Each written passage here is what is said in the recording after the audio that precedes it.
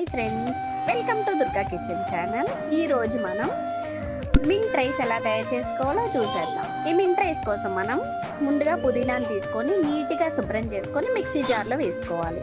ఇప్పుడు అదే మిక్సీ జార్లో కొంచెం చింతపండు, సాల్ట్ వేసుకొని మిక్సీ పట్టుకోవాలి.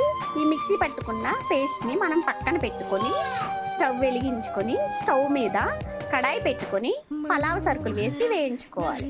ఇప్పుడు మనం ముందుగా కట్ చేసి పెట్టుకొని ఉన్న ఆనియన్, పసుపు, కొంచెం పుదీనా, కొద్దిగా సాల్ట్, కరివేపాకు, అల్లం వెల్లుల్లి పేస్ట్ వేసి వేయించుకోవాలి. వేయించుకొని పక్కన పెట్టుకొని ఉన్న పుదీనా పేస్ట్ని ఇందులో వేసేద్దాం. ఇలా వేగిపోయాక కొద్దిగా ధనియాల పౌడర్, గరం మసాలా వేసి కలుపుకోవాలి. ఇప్పుడు రైస్ వేసుకొని కలుపుకోవాలి. అంతే, కొత్తిమీర వేసుకొని గార్నిష్ చేసుకోవడమే. ఎంతో గుమగుమలాడే మింట్ రైస్ రెడీ అయిపోయింది. టేస్ట్ చేద్దామా ఫ్రెండ్స్? ఎలా ఉందో చూద్దామా? ఓకే, మీకు గనక మా ఛానల్ నచ్చినట్టయితే please subscribe friends, please like.